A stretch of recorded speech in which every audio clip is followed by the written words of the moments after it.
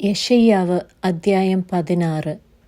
നിങ്ങൾ ദേശാധിപതിക്ക് വേണ്ടിയുള്ള കുഞ്ഞാടുകളെ സേലയിൽ നിന്ന് മരുഭൂമി വഴിയായി സിയോൻ പുത്രിയുടെ പർവ്വതത്തിലേക്ക് കൊടുത്തയപ്പിൻ. മോവാബിന്റെ പുത്രിമാർ കൂടുവിട്ടലയുന്ന പക്ഷികളെപ്പോലെ അർണോന്റെ കടവുകളിൽ ഇരിക്കും. ആലോചന പറഞ്ഞു തരിക, മധ്യസ്ഥം ചെയ്യുക, നിന്റെ നിഴലിനെ നട്ടുച്ചയ്ക്ക് രാത്രിയെപ്പോലെ ആക്കുക. ഭ്രഷ്ടന്മാരെ ഒളിപ്പിക്ക, അലഞ്ഞു നടക്കുന്നവനെ കാണിച്ചു കൊടുക്കരുത്. മോവാബിന്റെ ഭ്രഷ്ടന്മാർ നിന്നോടുകൂടെ പാർത്തുകൊള്ളട്ടെ.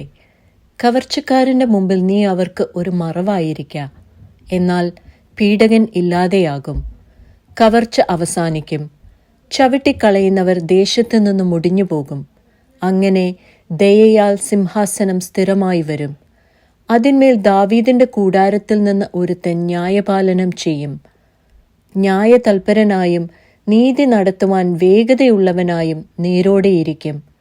ഞങ്ങൾ മോവാബിന്റെ ഗർവത്തെക്കുറിച്ച് കേട്ടിട്ടുണ്ട്. അവൻ മഹാഗർവിയാകുന്നു. അവന്റെ നിഗളത്തെയും ഡംഭത്തെയും ക്രോധത്തെയും വ്യർത്ഥ പ്രശംസയെയും കുറിച്ചും കേട്ടിട്ടുണ്ട്.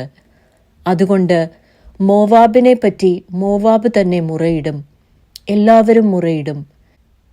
കീർ ഹരേഷേത്തിന്റെ മുന്തിരിയടകളെക്കുറിച്ച് നിങ്ങൾ കേവലം ദുഃഖിതന്മാരായി വിലപിക്കും. ഹെഷ്ബോൻ വയലുകളും ഷിബ്മയിലെ മുന്തിരിവള്ളിയും ഉണങ്ങിക്കിടക്കുന്നു. അതിലെ മേത്തരമായ വള്ളിയെ ജാതികളുടെ പ്രഭുക്കന്മാർ ഒടിച്ചു കളഞ്ഞു. അത് യസേർ വരെ നീണ്ട് മരുഭൂമിയിലോളം പടർന്നിരുന്നു. അതിൻ്റെ ശാഖകൾ പടർന്ന് കടൽ കടന്നിരുന്നു.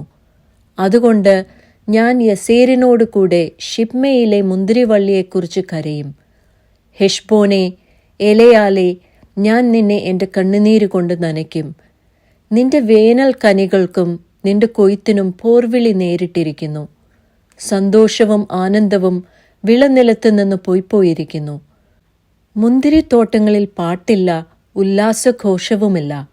ചവിട്ടുകാർ ചക്കുകളിൽ മുന്തിരിങ്ങ ചവിട്ടുകയുമില്ല. മുന്തിരിക്കൊയ്ത്തിന്റെ ആർപ്പുവിളി ഞാൻ നിർത്തിക്കളഞ്ഞിരിക്കുന്നു. അതുകൊണ്ട് എൻ്റെ ഉള്ളം മോവാബിനെക്കുറിച്ചും എൻ്റെ അന്തരംഗം കീർ ഹെരേഷിനെക്കുറിച്ചും കിന്നരം പോലെ മുഴങ്ങുന്നു.